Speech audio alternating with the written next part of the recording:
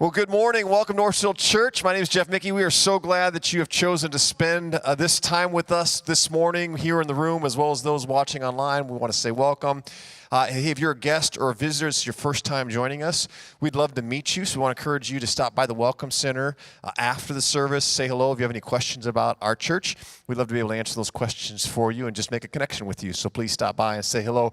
Also, we want you to know that everything that happens here on Sunday morning and happens throughout the week through Orchard Hill Church happens because of people who give generously to the mission of Orchard Hill Church. And we want to say thank you for those of you who do so. And if you came prepared to give, there are some buckets, actually a table near the back door and some giving boxes out in the lobby. You can use those this morning. If you didn't and you'd still like to give, you can give online. You can give through the PushPay app. You can find out all that information at orchardhillchurch.org/give. And again, thank you so much for your generous support of our church. We want you to know this morning we are introducing a new teacher to you. He's going to be new to you, not new to all of us, or new to some of you anyway. Andrew Sladkey is a great friend of mine, and he was on our staff, our college ministry staff. He's taught a number of times in our student ministry events at college ministry, and he had a powerful teaching in the series on Who is Jesus that the basic community did this spring. In fact, we've taken that whole series, and we're going through that series right now here in the month of June at Orchard, and Andrew is bringing a powerful, powerful teaching to us this morning. And so he, like I said, was on staff. He is a full-time in technology. He's married to the beautiful and incredible Sarah Rocco, now Sarah Sladkey, and we're just excited for you. We think he's a really important voice for the next generation, for all of us here at Orchard Hill Church. So when he comes up, please give him your attention and welcome him warmly as he teaches us this morning. Also want you to know later in the service, we're going to be celebrating communion, and so we invite you to be a part of that with us.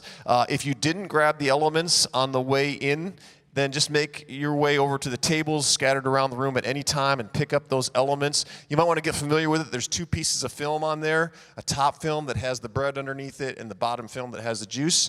I'm told that all of it's gluten-free. And if you're at home, we'd love for you to join us for communion as well. So go now and grab some bread or some juice or some water, whatever that might look like, so you can participate with us later in the service. Communion is a holy moment for us. And we believe it's Jesus who invites us to participate in communion with him. And so if you're a follower of Jesus, you're invited, whether you're a member of Orchard Hill Church, you're invited to be part of that with us.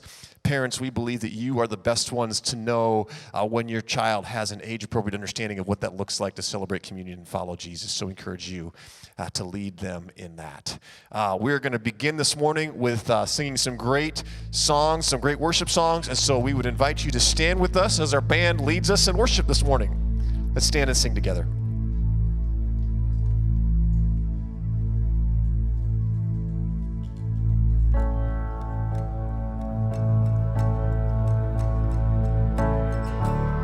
The dark tried to hide you and steal you away.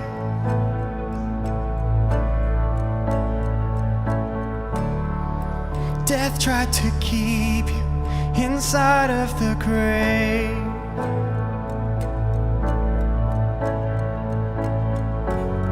The enemy fought you, he tried but he lost. You cannot be stopped. Sing, we cried for freedom. When we cried for freedom, you tore down the walls.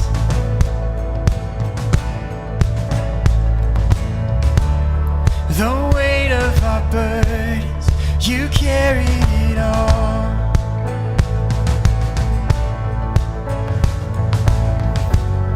Our fears and our failures hang dead on the cross. You cannot be stopped. Mover of mountains, breaker of chains, Jesus has triumphed over the grave. Sing hallelujah, the battle is won, and nothing can stand against our God.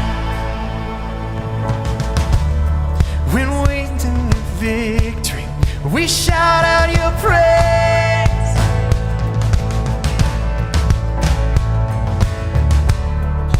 Miracle maker, you're mighty to save.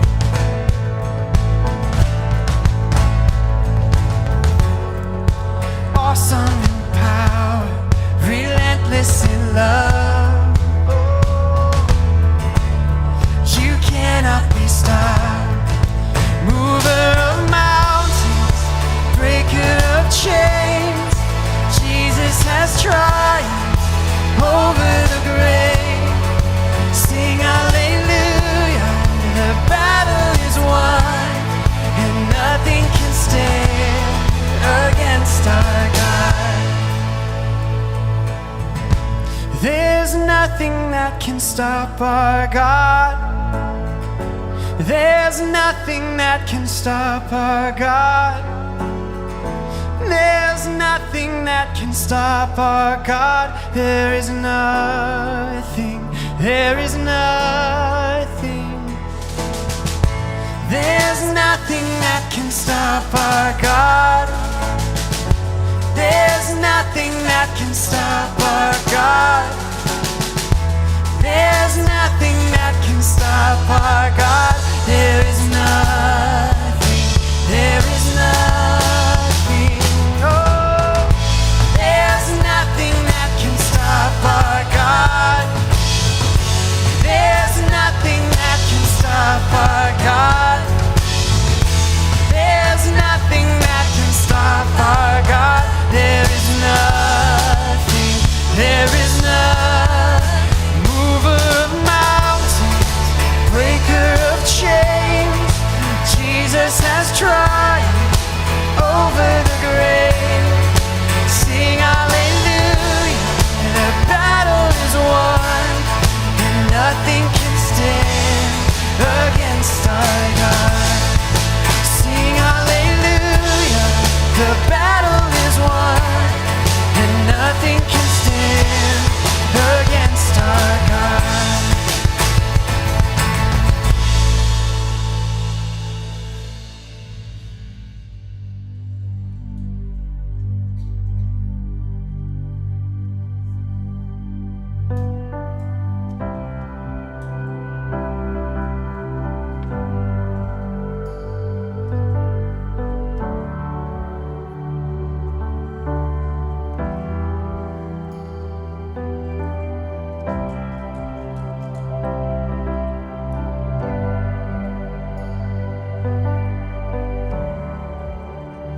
Sing, you are here.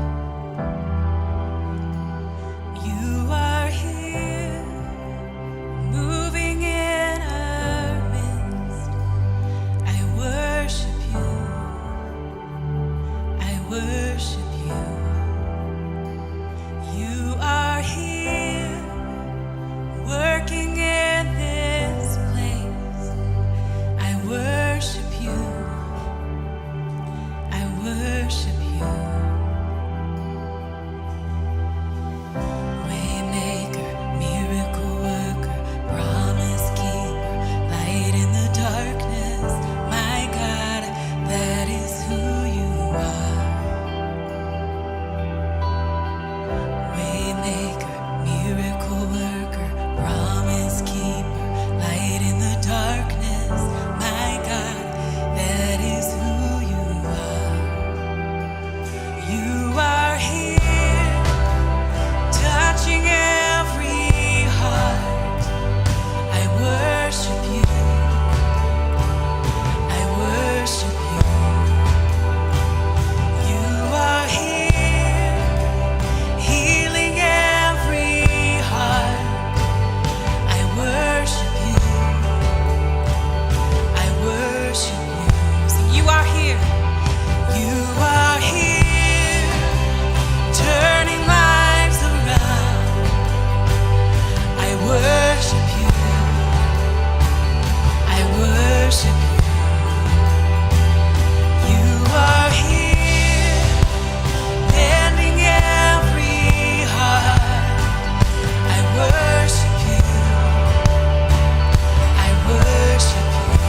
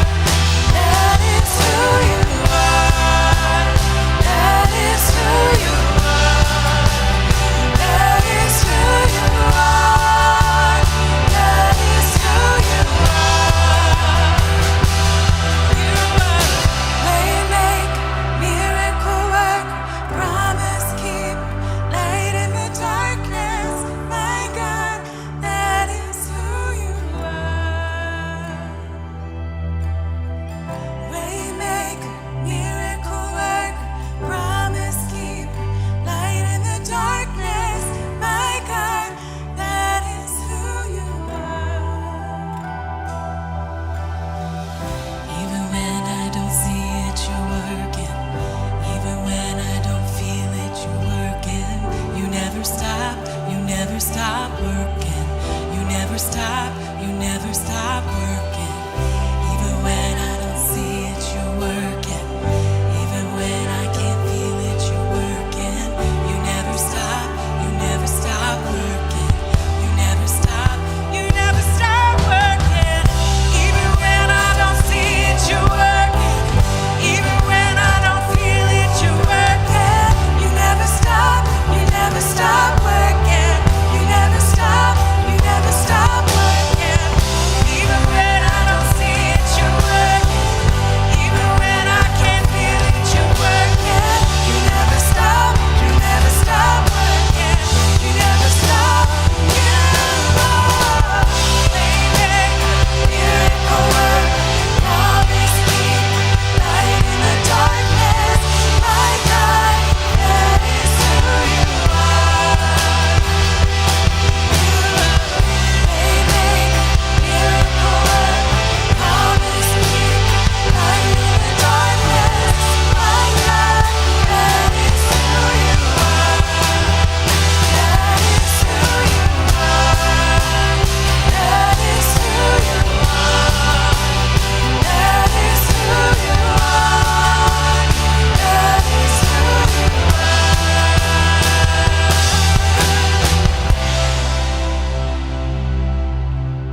Go ahead and take a seat.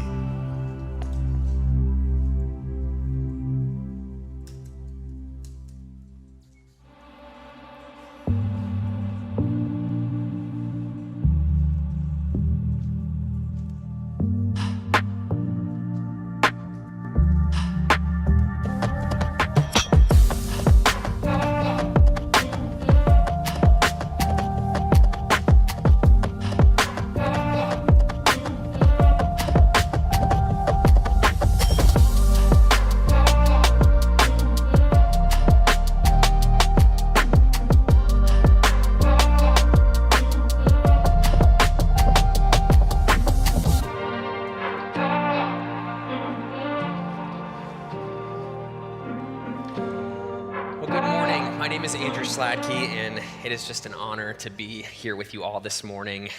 We are in this series tackling this huge question, who is Jesus? And last week, Alice was here and taught us that Jesus is God.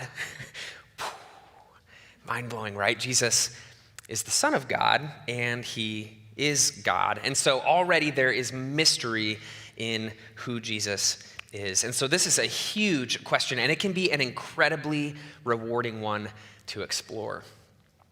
And it can also be a really tough one to explore. Because there's often sort of this gap between like what we know about who Jesus is and then our actual life experience. We hear things about Jesus like he is good and miracle worker and life giver and perfect and creator. And then we might experience something that feels a little bit different. On the one hand, you've been told or you believe that Jesus and God can do anything. And on the other, there is something in your life right now that God has not done or will not do that you've seen him do for someone else. Maybe you've heard stories of God at work in other people's lives, and we share those kind of stories all the time around here at Orchard, maybe about how he's helped somebody overcome an addiction, and you've prayed and you are still struggling with that yourself. Maybe you've seen how he's helped somebody else feel like an emptiness or a loneliness in their life, and yet you still feel lonely. Or you've read stories in the Bible or seen this in real life of Jesus like healing the sick, and yet maybe you just buried a loved one. If God really was all powerful, then he would have shown up, right? Before it was too late. Why would a good God allow a bad thing to happen? This is often a question that when we get to it, stops many people from even taking a next step in their faith. It often stops people from even exploring the Christian faith altogether. It's a tough question. So what do we do with that? And what does the answer to that say about who Jesus is? And so that's what we're going to talk about this morning. And we're going to do it through the story of a man named Lazarus. So we're going to be in the book of John, chapter 11, and our scripture will be up on the screen here as well to follow along. Verse 1, it starts, "Now a man named Lazarus was sick. He was from Bethany, the village of Mary and her sister Martha. This Mary, whose brother Lazarus now lay sick, was the same one who poured perfume on the Lord and wiped his feet with her hair." So this is just acknowledging another story, but basically, Jesus is friends with these people. So the sisters sent word to Jesus, "Lord, the one you love is sick." And when he heard this, Jesus said, "This sickness will not end in death. No, it is for God's glory, so that God's Son may be glorified through it." So far, we have established that Jesus has a friend named Lazarus, who he loves. And he finds out from Lazarus' sisters, Mary and Martha, that Lazarus is sick. And Jesus is about a day's walk away from them at this point in the story. And then Jesus declares, we're not really sure who he says this to, but he says that this sickness will not end in death. I also just want to point out in this piece, because this kind of just resonated with me in my own prayer life, there was no detail in this message. It's like not even a name mentioned, no specific request. It's as if it's enough that Jesus just knows the information. So then the story gets interesting. We continue in verse 5. "Now Jesus loved Martha and her sister and Lazarus, so when he heard that Lazarus was sick, he called an Uber and had them take him straight to the hospital." You don't believe that that's what it actually says in Scripture? It would make sense, right? That when you hear that somebody is sick and you love them, you rush straight to them. Here's what it actually says. "Now Jesus loved Martha and her sister and Lazarus, so when he heard that Lazarus was sick, he stayed where he was 2 more days." Okay, hold on. So he stayed 2 more days? Jesus loved them, so he stayed before he came 2 more days. This doesn't make sense. Why wait? Because he loved them, he waited. We continue in verse 11. It says, "He went on to tell them," his disciples, "Our friend Lazarus has fallen asleep, but I am going there to wake him up." His disciples replied, "Lord, if he sleeps, then he'll get better." Because that's what happens, right? We sleep and then we get better.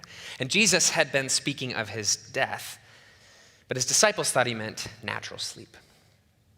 So then he told them plainly, "Lazarus is dead, and for your sake, I am glad I was not there, so that you may believe. But let us go to him." Okay, wait a minute.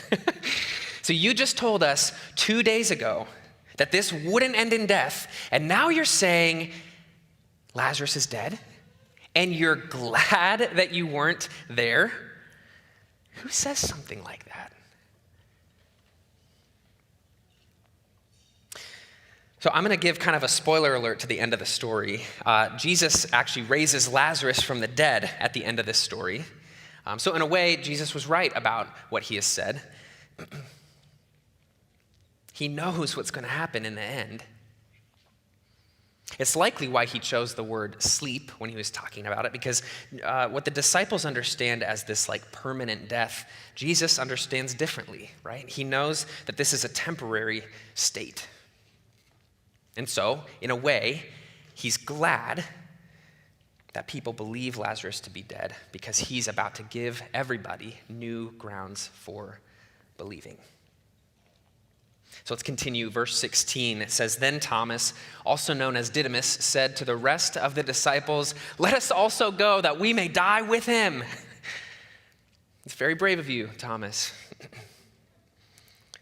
And on his arrival, Jesus found that Lazarus had already been in the tomb for 4 days. A little bit of history around this. Jewish tradition at the time taught that the soul actually kind of hovers over the dead body for 3 days before it eventually leaves for good on the 4th day.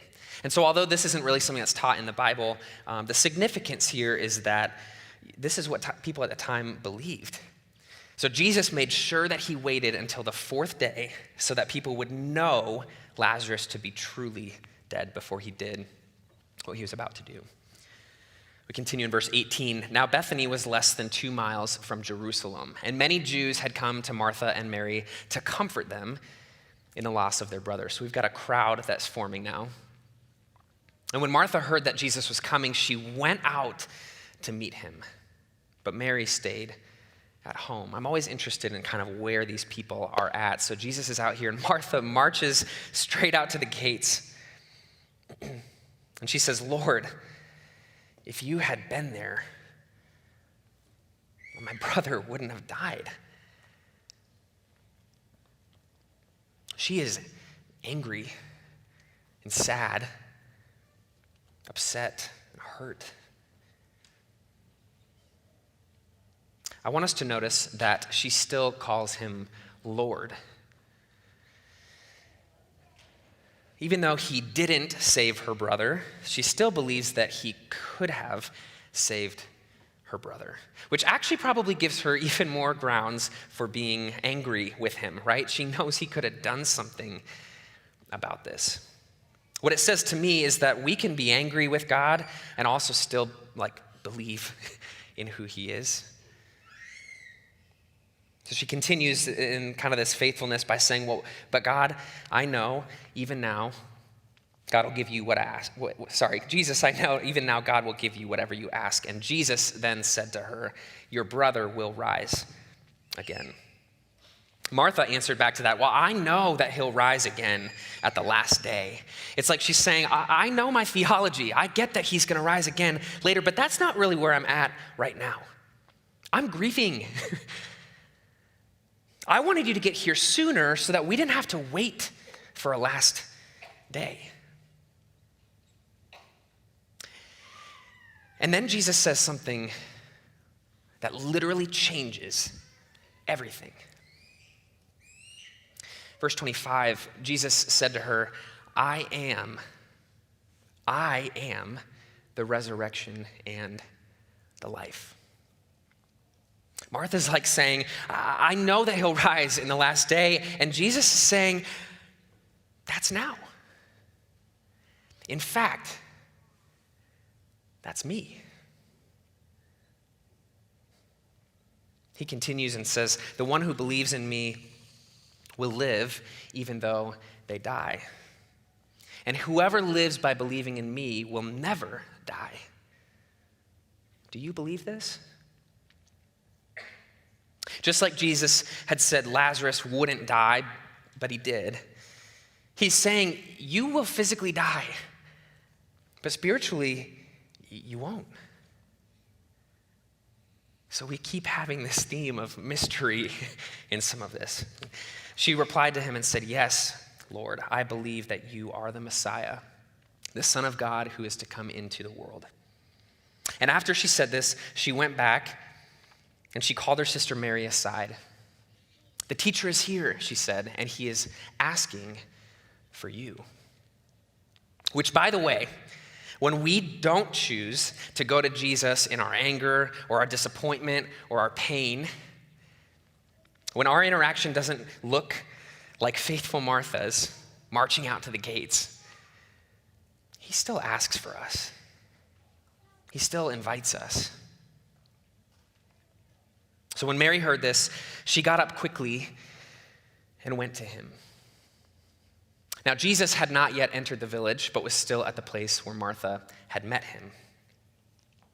When the Jews who had been with Mary in the house comforting her noticed how quickly she got up and went out, they followed her, supposing she was going to the tomb to mourn there. Something that is notable to me about this is that no matter where we're going, if we're moving toward Jesus, whether we're angry or upset, Other people move with us.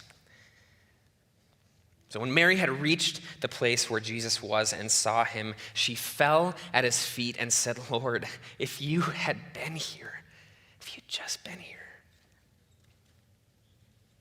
my brother would not have died." And when Jesus saw her weeping, and the Jews who had come along with her also weeping, he was deeply moved in spirit and troubled. "Where have you laid him?" he asked. "Come and see, Lord," they replied. And then 2 simple words reveal an incredible amount about who Jesus is. Verse 35, just 2 words, says, Jesus wept.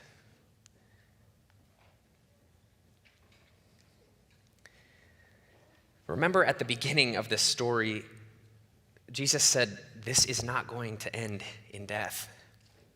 In fact, he said he was glad he wasn't there to heal Lazarus because raising him from the dead would be new grounds for people's belief in who he was. Jesus knows what's going to happen, and he has every reason to just jump ahead and say, whoa, wait. Just wait. Don't be sad. Why are you crying? Don't be sad. Just wait and see what I'm about to do.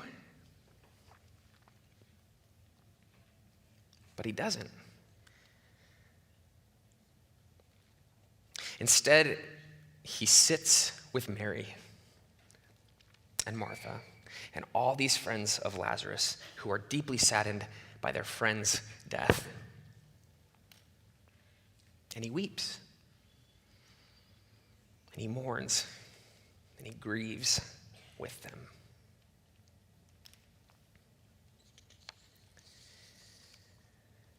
A few months ago, my wife Sarah and I learned that we were pregnant for the very first time.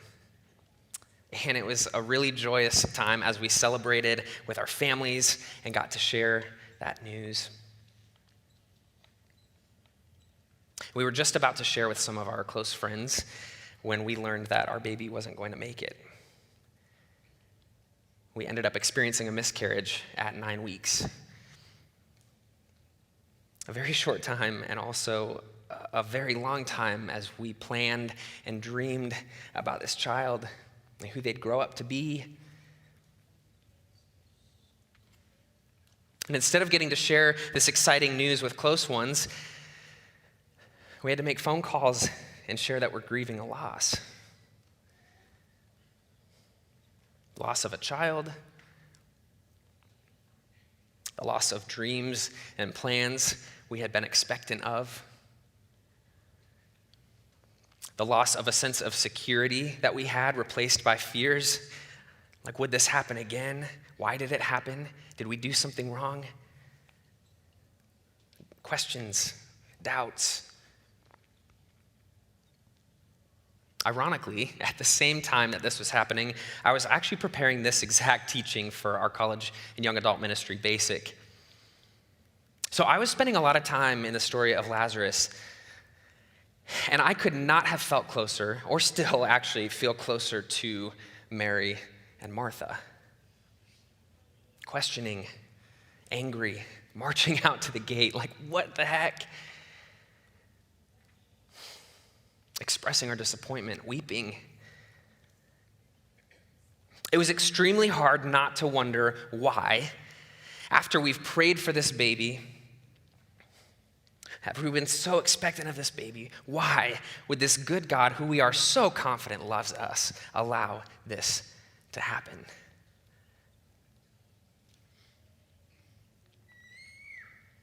And knowing this story, knowing that this answer is that it doesn't end in death, it was hard and difficult, and it still is hard and difficult to sustain hope in this long-term picture that someday maybe, we'll meet our baby. So, I couldn't be more thankful for those 2 words in the story. Jesus wept. Who is Jesus? He's a lot of things, but he's our friend. Jesus is your friend. Sarah and I felt Jesus with us through people who reached out to us, who showed up at our house, who sent us a message, who cried with us, who just listened. We felt Jesus being our friend and with us in each other. We're so thankful that we had each other and have each other in this.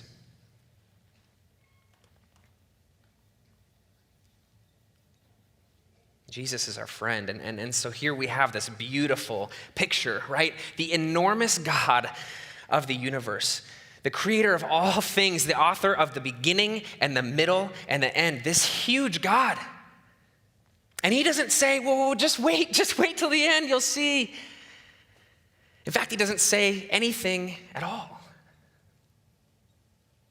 He weeps with us. Now, if you're anything like me, okay, we've got this beautiful picture, but I still have this question. You might have this question. Why even get to the point where we're weeping if it could have been prevented in the first place?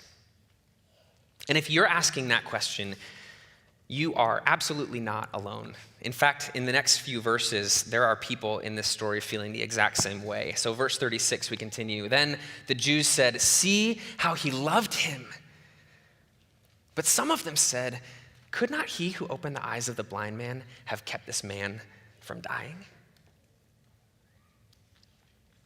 Jesus, once more deeply moved, came to the tomb. It was a cave with a stone laid across the entrance. "Take away the stone," he said, as if he couldn't have done that himself. "But Lord," said Martha, the sister of the dead man, "by this time," well, you see, there's kind of this bad odor because he's been here for 4 days. Then Jesus said, "Did I not tell you that if you believe, you will see the glory of God?" So they took away the stone. And then Jesus looked up to his Father and said, "Father, I thank you that you have heard me. I knew that you always hear me. But I said this for the benefit of the people standing here, that they may believe that you sent me." So Jesus is basically having this conversation with his Father, saying, you and I are so closely connected, and we know that. But I want everyone else here to know that too, so that when I do what I'm about to do, all of the questions these people have get answered in me. And in the epic conclusion to this story, when he'd said this, Jesus called in a loud voice, "Lazarus, come out." And the dead man came out, his hands and feet wrapped with strips of linen and a cloth around his face. And you can imagine the people standing there just, wow. And Jesus said to them, "Take off the grave clothes and let him go." It's amazing. He had to instruct them like this, he's alive, like, let him go. It's incredible. And I told you guys the end of the story already. So what's the significance of this story? Why did he wait? What is all of this timing and where people are at? What is this all about? Why wait? Here's what I think. I think that there was something about Jesus' character. There was something about his character that they would not see if he showed up at the sickbed. He had to show up at the tomb. He needed to show them his power in a way they had never seen before. And up until this moment, they had seen all kinds of miracles that he performed. They'd seen him healing people before. But Jesus did not just come here to heal. Jesus showed up at exactly the point in time where the biggest impact would come. Not necessarily the time that he was asked to be there. This is like the most incredible miracle that Jesus ever performed, aside, of course, from his own resurrection. It's amazing. And so something that I had this question as I was in this story, something that I just want to make super clear, so listen to me clearly on this. I do not believe that God causes bad things to happen. And I also don't believe that he intentionally lets something bad happen at random just kind of to test us or because it's a punishment. Like, oh, I didn't have enough faith, so then this happened. That's not how it works. And this story is so clear because it could have been about Jesus raising any old person back to life. It would have been amazing. But John was very clear in his writing that the person that he has raised from the dead was a person that he loved deeply. It wasn't easy for him to let this happen either. It troubled him. He was deeply moved to the point of weeping. He didn't wait to test anyone so that they'd be stronger the next time. Like, oh, let me just test Martha a little bit, with this really tragic incident so that next time when it happens again, she'll be a little bit stronger. That's not what happened in the story. He waited because people didn't need to see just another miracle that he could do. They needed to see who he was. Life itself. There was this wow moment at the end for everybody in this story, right? An incredible miracle performed. The truth is, a lot of us are still waiting around for our wow moment.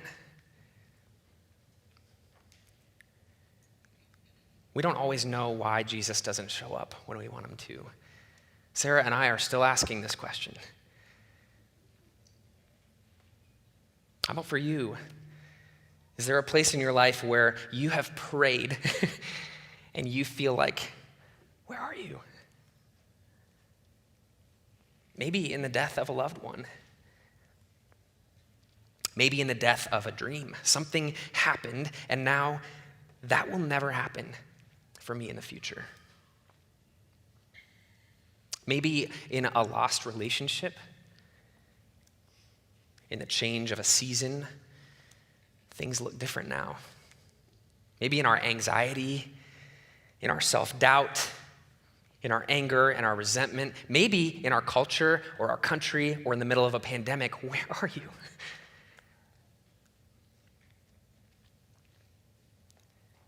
But the hope is this. While we don't always understand why Jesus doesn't meet our expectation now, we can have hope that as hard as life in this broken world is, he has overcome the very thing we repeatedly mistake as final: death. And in the meantime, we can know that he is with us in our mess, and in our sorrow, and in our shame, in our disappointment or our anger. He is weeping with us. And if you're celebrating something, he is jumping for joy with you too, because he is our friend. Jesus is asking us to take him to where we've buried these things, our loss and our anger, our worries, and he's asking us to take the stone away and let him do his work. And we don't always have to know, although it's very hard, we don't always have to know what he's going to do in order for us to place our hope in him. Who is Jesus? Jesus is the resurrection, and he is the life.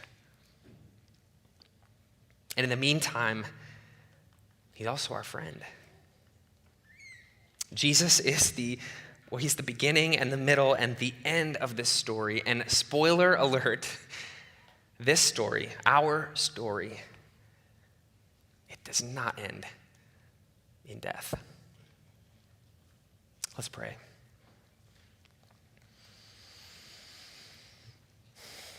Jesus, Thank you for who you are. Thank you that you are life, that you promise life. And Jesus, thank you for being so big and also just right here with us.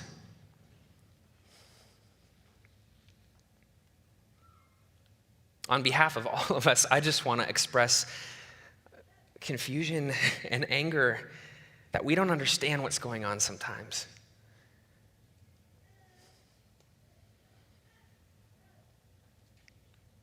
But Jesus, we are hopeful in your promise.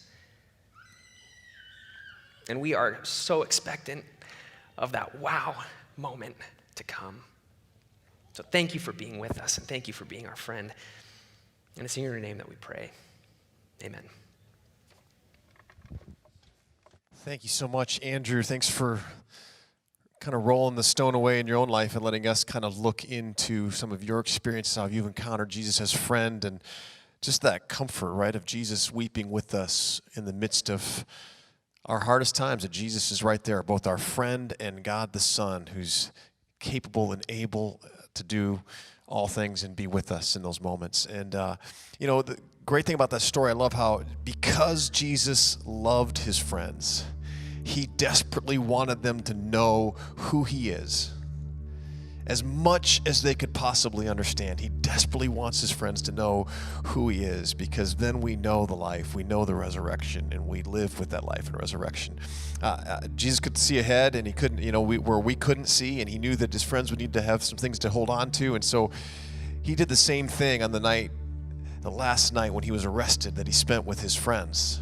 He desperately, again, wanted them to know not only who he was, but he wanted them to be able to remember who he is for when they would encounter life's difficulties and challenges and hardships in the coming days. So Jesus took just really common elements right there on the table.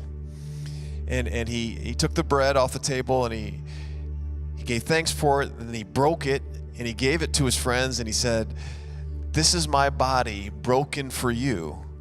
Take this and eat it." They had no idea what was about to happen, what was coming, but they would know in a couple days.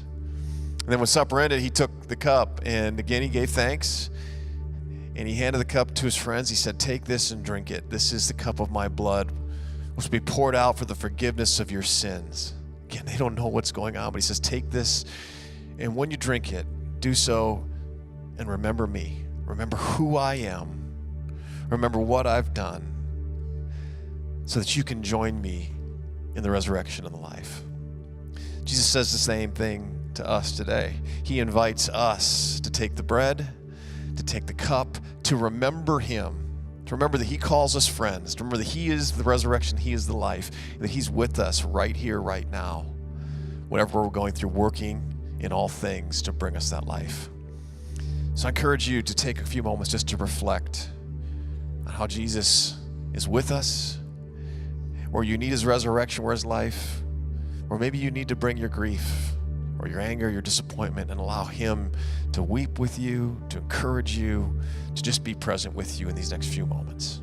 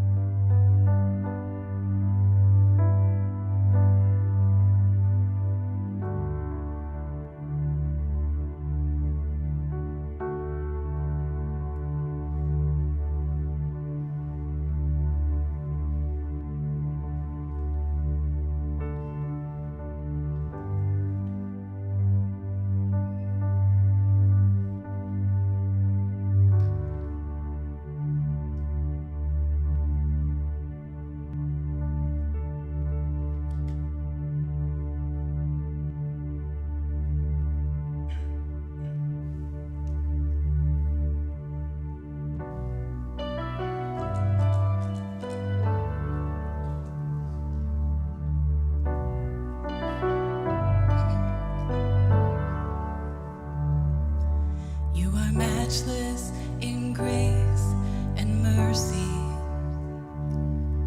There is nowhere we can hide from your love. You are steadfast, never failing. You are faithful. All creation is in awe of who you are.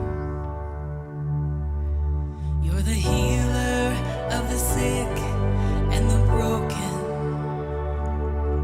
You are comfort for every heart that mourns. Our King and our Savior forever. For eternity, we will sing of all you've done. For eternity, we will sing of all you've done. We sing, God with us, God for us. Nothing can come against, no one can stand between us. God with us, God for us. Nothing can come against, no one can stand between us. Will you stand and sing with us?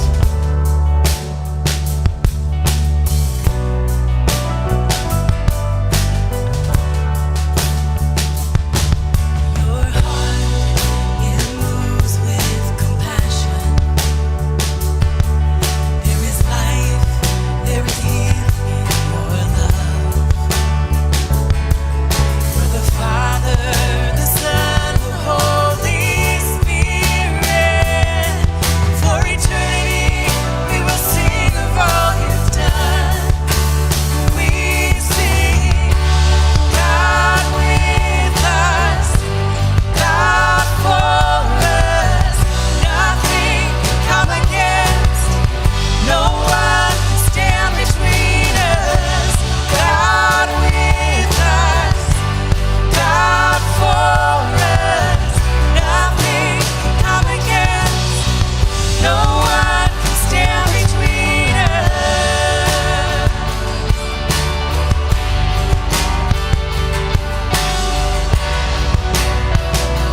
Where there was death, you brought life. Where there was death, you brought life, Lord. Where there was fear, you brought courage. When I was afraid, you were with me. And you're lifting me up.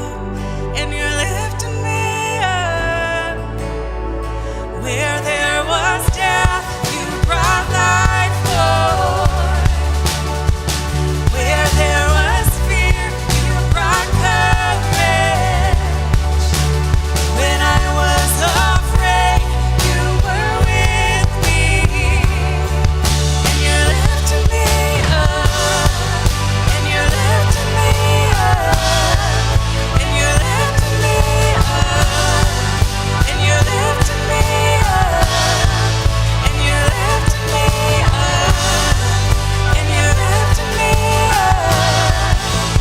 We sing, God with us, God for us. Nothing can come against, no one can stand between us. God with us, God for us. Nothing can come against, no one can stand between us. God with us, God for us. Nothing can come against, no one can stand between us. God with us, God for us. Nothing can come against, no one can stand between us.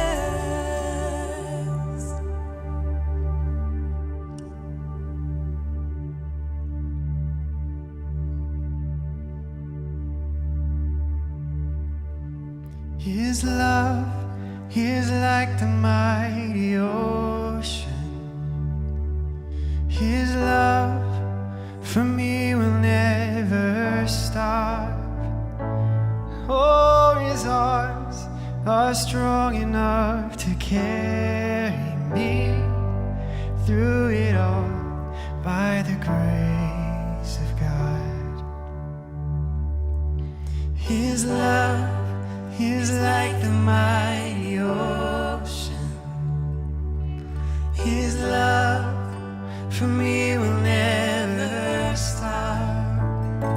And oh, his arms are strong enough to carry me through it all by the grace of God. Let's sing that together one more time. His love is like the mighty ocean. His love for me will never stop. Oh, his arms are strong enough to carry me through it all by the grace of God. Through it all by the grace of God.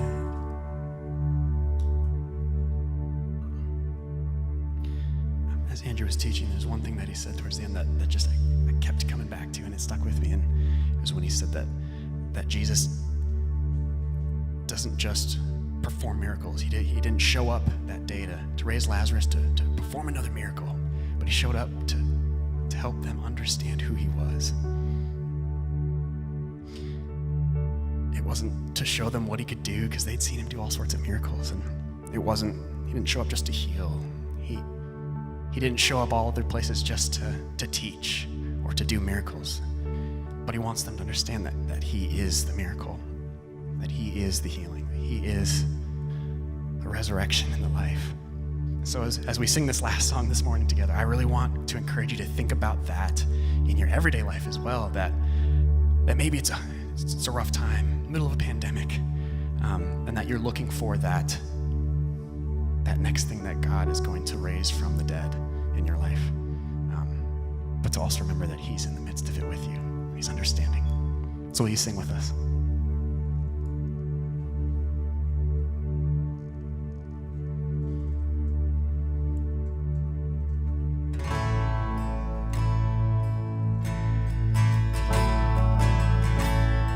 Sing, I searched the world.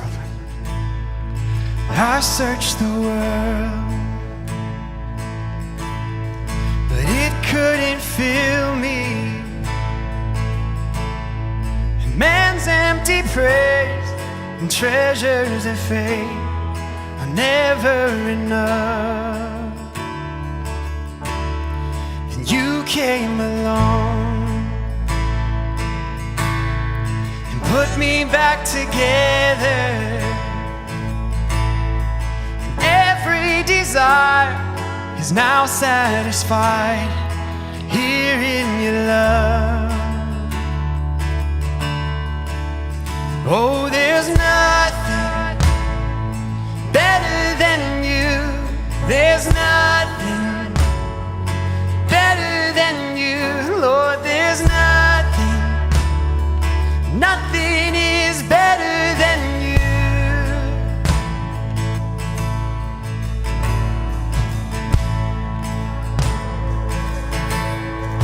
I'm not afraid to show you my weakness, my failures and flaws. Lord, you've seen them all, and you still call me friend. 'Cause the God of the mountain is the God of the valley. There's not a place your mercy and grace won't find me again. Oh, there's nothing better than you.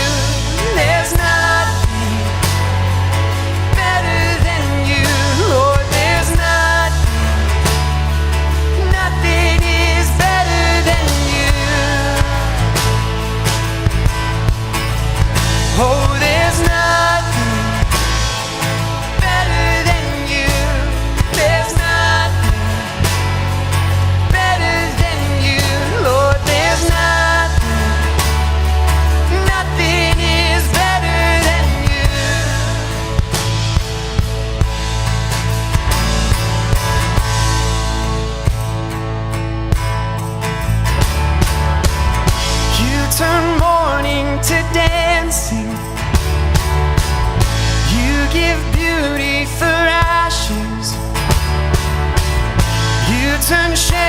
into glory. You're the only one who can. It's who you are, God. You turn mourning to dancing. You give beauty for ashes. You turn shame into glory.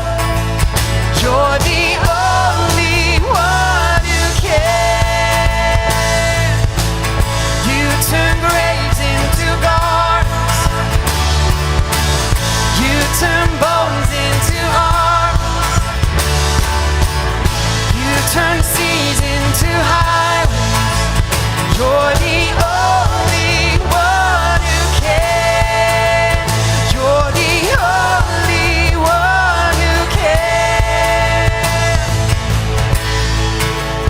Oh, there's nothing better than you. There's nothing better than you, Lord. There's nothing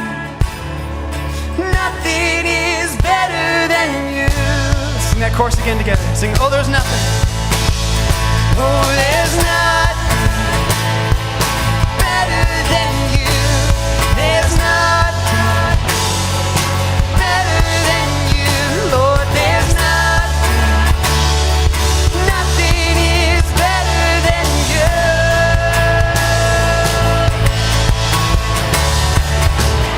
You turn graves into gardens. You turn bones into art. You turn seas into highways. You're the only one who can. You turn graves into gardens. You turn bones into art.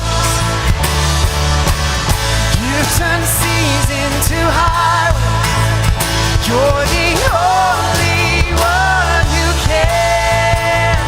You're the only one who can. You're the only one who can.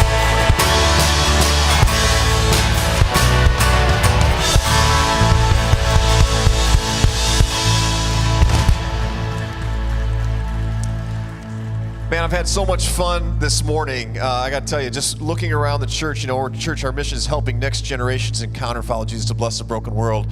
And seeing how many of the older generations have been pouring into these younger generations who are going to be the ones leading. Dan's here singing. Amanda's up there learning how to run the soundboard. Did an awesome job this morning. We got Andrew teaching. And I just want to say thank you, all of you who support the mission of this church, because these are the leaders who are going to be leading the next generation to make sure that we continue to share the good news of who Jesus is and what Jesus has done, that we might experience, and our friends and our community, the people around us might experience Jesus as the resurrection and the life and the hope. And so thank you so much for supporting that mission. We believe in helping people take one next step. And so there's a QR code on the chairs in front of you. If you scan that code, you're going to find some great information about the Leadership Summit, the Global Leadership Summit that's taking place August 5th and 6th. There's a discount in there as well as opportunities for you to sign up and volunteer, because we believe that when leaders get better, and everyone's a leader because everyone has influence, when leaders get better, the whole church gets better, the whole community gets better. Also, was it awesome to have coffee back in the church this morning? Yes, it was so fantastic. Stephen, the smell of that coffee here. So when you scan that QR code, you're going to find out that, hey, there's some leadership development opportunities in the coffee house too. If we're going to keep having coffee forward, we would love, if you have a passion about coffee or hospitality, we'd love for you to join that team. Thanks so much for being here. Thanks for being a part of Orchardale Church, and have a great Sunday. We'll see you back here next week.